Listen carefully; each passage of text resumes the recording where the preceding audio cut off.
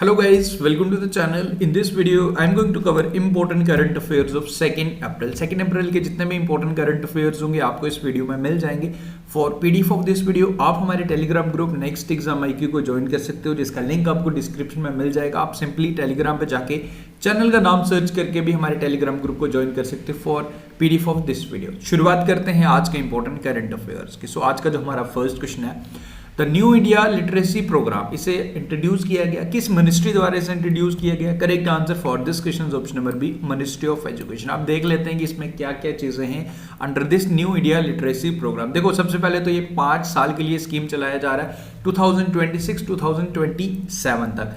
1037.90 करोड़ इस पे जो लगने वाला है खर्चा, ये सेंट्रली स्पॉन्सर्ड स्कीम है. इसमें 700 कंट्रीब्यूट करेगा हमारा सेंटर एंड बाकी करेगा हमारा स्टेट. अब देखो, अब इसके तहत मेन इसका ऑब्जेक्टिव क्या है? इसका ऑब्जेक्टिव ये है कि आने वाले 5 सालों में हमने 5 करोड़ इंडिविजुअल्स जो एज ग्रुप में फॉल करेंगे 15 ईयर्स एंड अब इनको लिटरेसी यानी कि उनको एजुकेशन प्रोवाइड करनी है. बेसिकली ये हमारा प्राइम ऑब्जेक्टिव है जो हमारी मिनिस्ट्री ऑफ एजुकेशन का ये कैंपेन है, न्यू लिटरेसी प्रोग्राम, जिसे 5 साल के लिए मिनिस्ट्री ऑफ एजुकेशन चला रही है. तो ये आपने याद रखना, इस कैंपेन का नाम आप याद रखेंगे. ओके, इसके हाईलाइट्स कितने साल तक, कब से कब तक, ये सारी डिटेल्स आपको यहाँ पे याद रखनी है. आगे बढ़ते हैं. A new book title war and women, इस बुक को रिलीज किया गया. यू हैव टू आंसर, ये बुक किसके द्वारा लिखी गई है? This book has been written by, correct answer for this question is option number B, M.A. Hasan. M.A. Hasan इस बुक के ऑथर हैं. बेसिकली इसको रिलीज किया गया recently during the 52nd session of UNHRC in Geneva Switzerland. And इस book का title war and women. इसमें basically क्या चीज़ें इसमें हाईलाइट की गई हैं? This book highlights the suffering of Bengali womens who were the victims of sexual violence.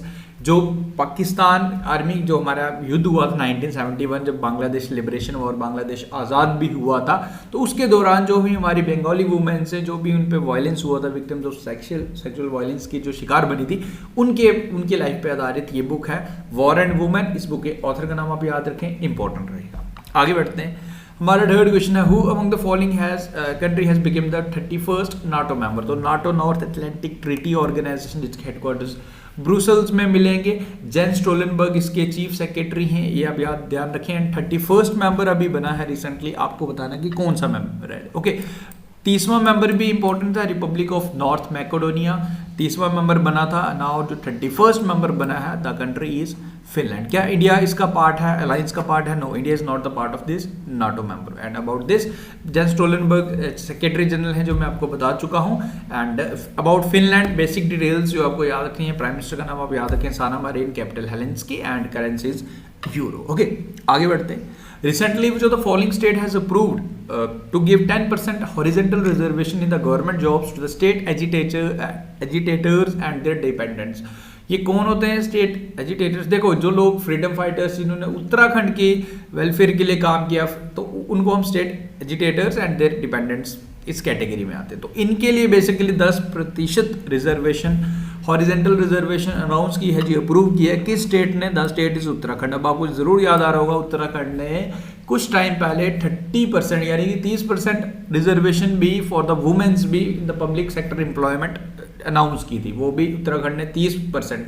वैसे अगर मैं जम्मू एंड कश्मीर की बात करूँ तो नॉन गेजेटेड पोस्ट के लिए 15% reservation Jammu and Kashmir union territory भी प्रोवाइड कर रहा है. तो इसमें आपको 30% उत्तराखंड, एंड ये जो 10% है ये गवर्नमेंट जॉब्स को इसमें रिजर्वेशन प्रोवाइड करेगी टू द स्टेट एजिटेटर्स. तो ये Uttarakhand is the correct answer.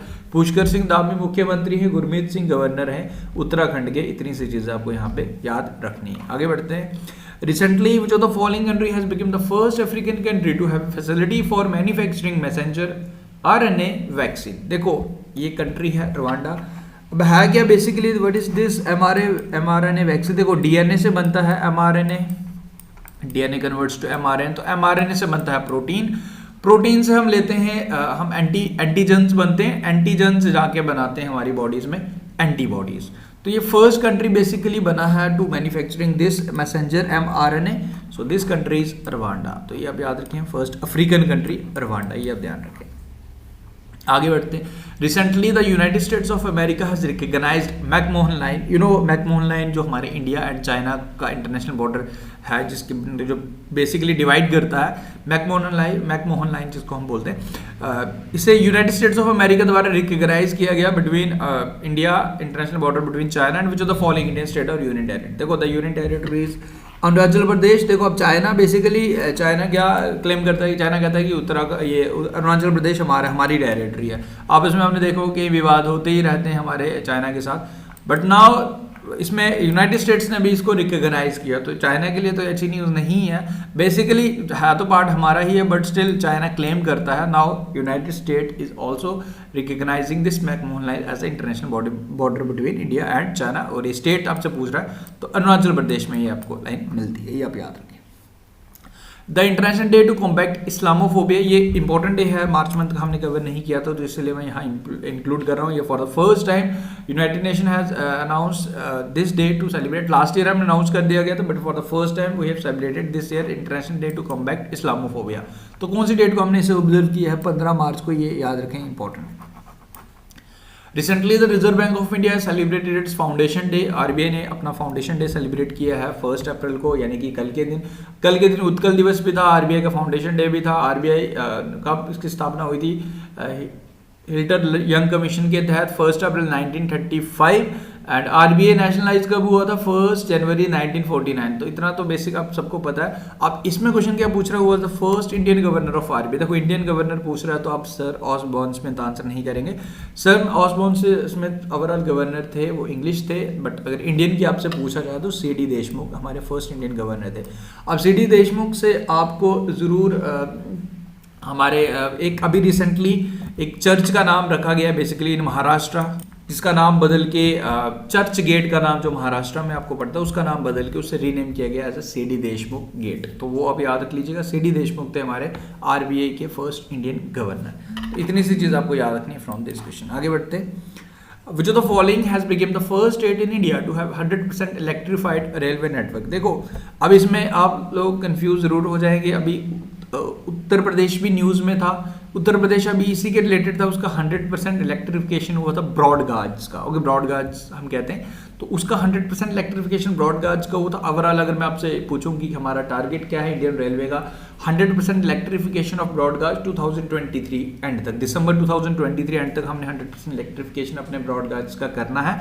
Now इसमें 100% इलेक्ट्रीफाइड रेलवे नेटवर्क, कहने का मतलब कि अब इसको ये सारी ट्रेन्स इलेक्ट्रिसिटी के साथ चल सकती है। ओके, रेलवे नेटवर्क इसका ऊपर आप देख रहे हो, इमेज से आपको आई थिंक थोड़ा कुछ क्लियर हो रहा होगा। तो इसमें इलेक्ट्रिसिटी की हेल्प से ही पूरी ट्रेन जितना भी नेटवर्क है, हरियाणा की हम बात कर रहे हैं तो वो इलेक्ट्रिसिटी पे चल सकता है। तो हरियाणा इस क्वेश्चन का करेक्ट आंसर है।